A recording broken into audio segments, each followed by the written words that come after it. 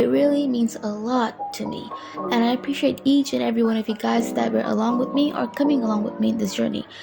Just want to get that out there. I appreciate you and I love you all so much. So P_K says from our Discord server, how did you first find Roblox and especially Tower of Hell? So I found Roblox all the way back in 2016, and no, I don't remember any of my past accounts.